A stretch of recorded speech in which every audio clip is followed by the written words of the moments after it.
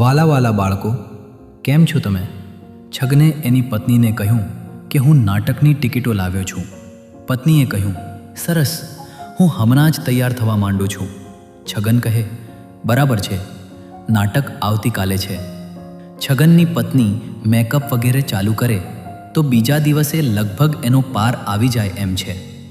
ખરો સવાલ એ છે કે આનો અર્થ શું, આનો ઉદ્દેશ્ય શું?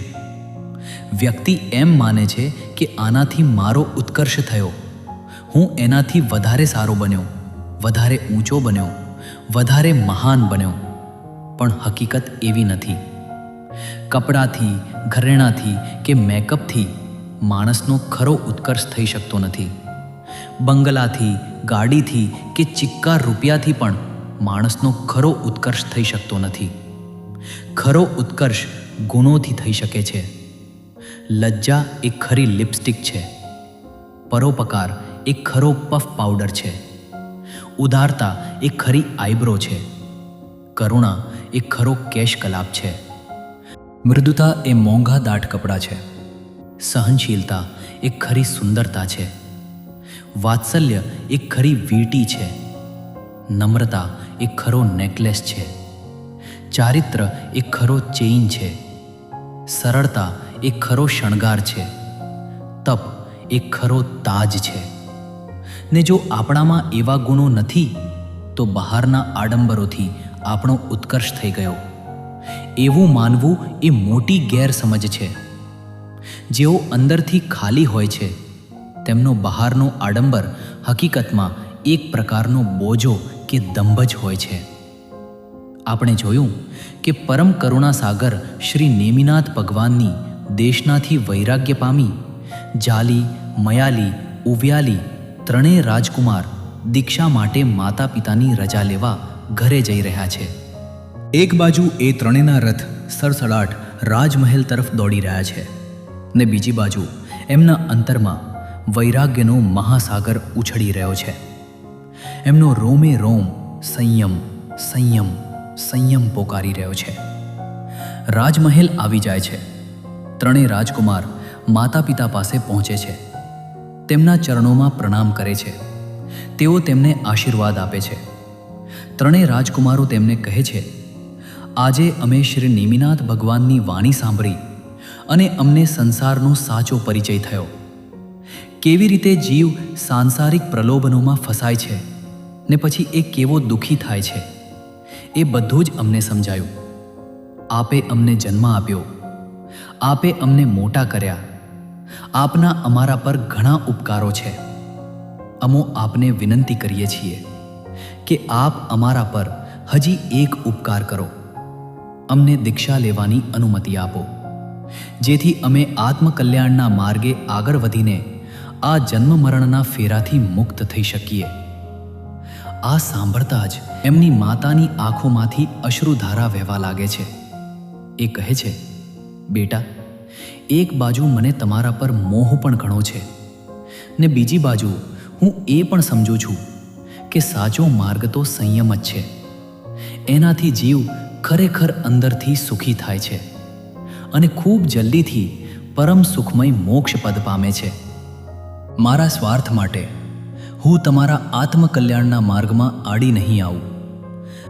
શ્રી કૃષ્ણ મહારાજા પણ ગળગળા સાદે કહે છે, બેટા, બાળપણમાં તમને ખોળામાં બેસાડીને રમાડેલા, મારા હાથે તમને જમાડેલા, તમને નવા નવા આભૂષણોથી સજાવેલા ને તમારા લગ્નોત્સવમાં અમે મન મૂકીને નાચેલા, આ બધી ઘટનાઓ હજી ગઈકાલની જ લાગે છે. તમે સંયમના પંથે ચાલશો એવી કદી પણ કલ્પના પણ કરી ન હતી. પણ બેટા, એટલું નક્કી છે કે સંયમમાં જે નિશ્ચિંતતા છે, સંયમમાં જે નિર્દોષતા છે, સંયમમાં જે નિર્મળતા છે અને સંયમમાં જે સહજ આનંદ છે એ સંસારમાં નથી. અમારા તમને ખૂબ ખૂબ આશીર્વાદ છે. બેટા, સિંહની જેમ નીકળો છો તો સિંહની જેમ દીક્ષા પાડજો.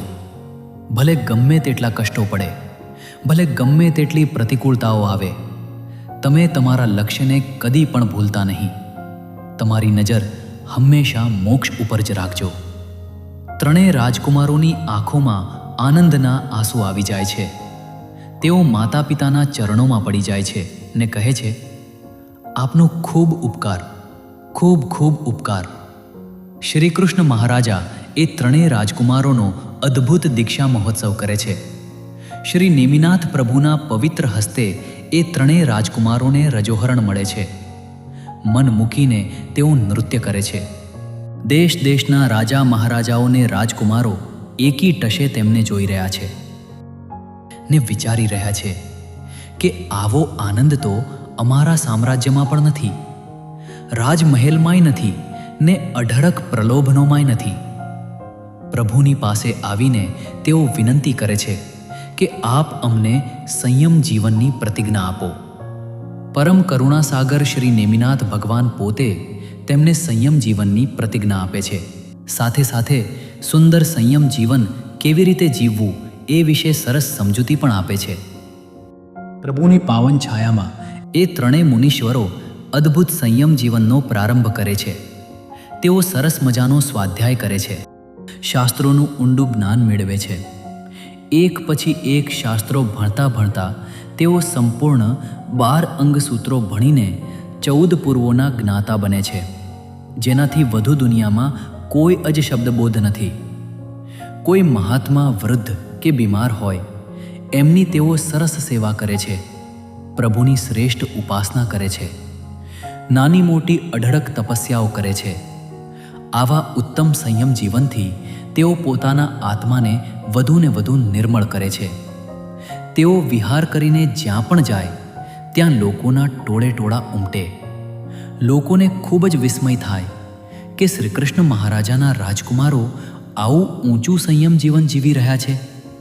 બધા એમને વંદન કરે, એમની ખૂબ ખૂબ પ્રશંસા કરે. પણ ત્યારે તેમની ભૂમિકા કેવી રહેતી? વધુ આવતા અંકે ઇન્ટર સ્કૂલ સ્પર્ધા.